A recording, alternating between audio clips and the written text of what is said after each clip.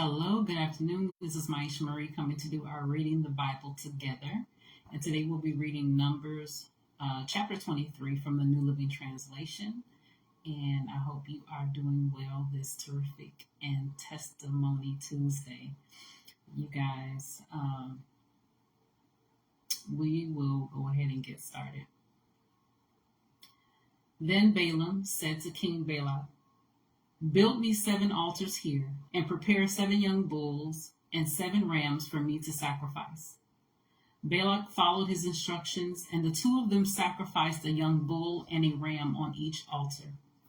Then Balaam said to Balak, "Stand here by your burnt offerings, and I will go see if the Lord will respond to me. Then I will tell you whatever he reveals to me." So Balaam went alone to the top of a bare hill, and God met him there.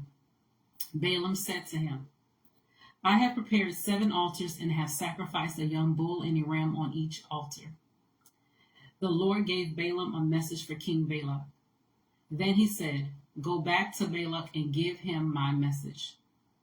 So Balaam returned and found the king standing beside his burnt offerings with all the officials of Moab. This was the message Balaam delivered. "Balak summoned me to come from Aram. The king of Moab brought me from the eastern hills. 'Come,' he said, 'curse Jacob for me.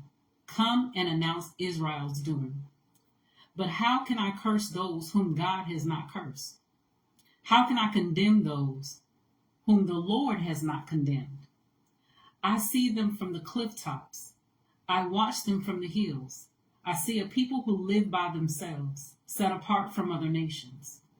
Who can count Jacob's descendants as numerous as dust? Who can count even a fourth of Israel's people? Let me die like the righteous. Let my life end like theirs." Then King Balak demanded of Balaam, "What have you done to me? I brought you to curse my enemies. Instead, you have blessed them." But Balaam replied, "I will speak only the message that the Lord puts in my mouth." Then King Balak told him, "Come with me to another place.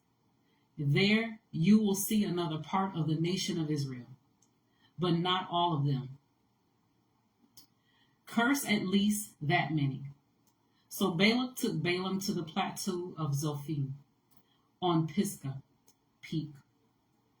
He built 7 altars there and offered a young bull and a ram on each altar. Then Balaam said to the king, "Stand here by your burnt offerings while I go over there to meet the Lord."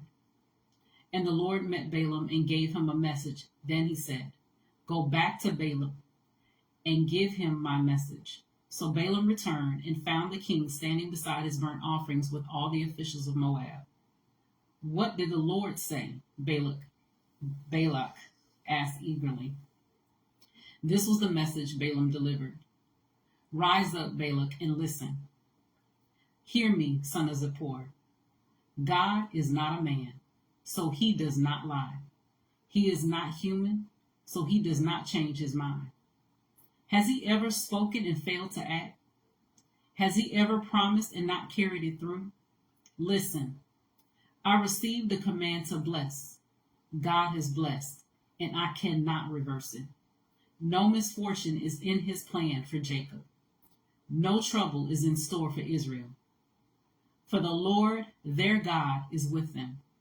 He has been proclaimed their king. God brought them out of Egypt.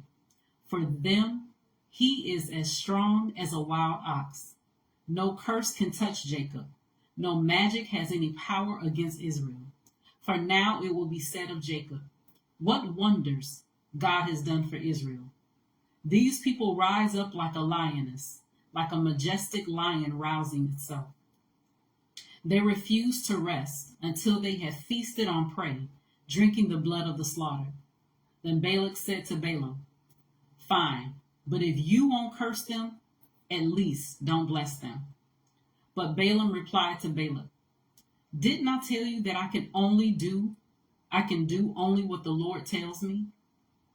Then King Balak said to Balaam, "Come, I will take you to one more place. Perhaps it will please God to let you curse them from there.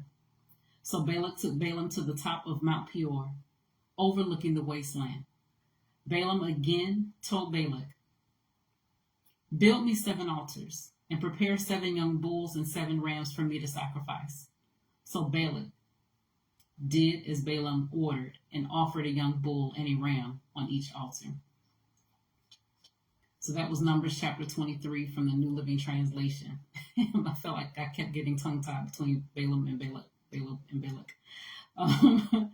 But nevertheless, as always, continue to search the scriptures daily to see what is true. Allow Holy Spirit to illuminate the word into your heart, into your mind, bringing knowledge, understanding, wisdom, and most of all, revelation of who God truly is, his nature, his character, and how much he truly, truly loves you.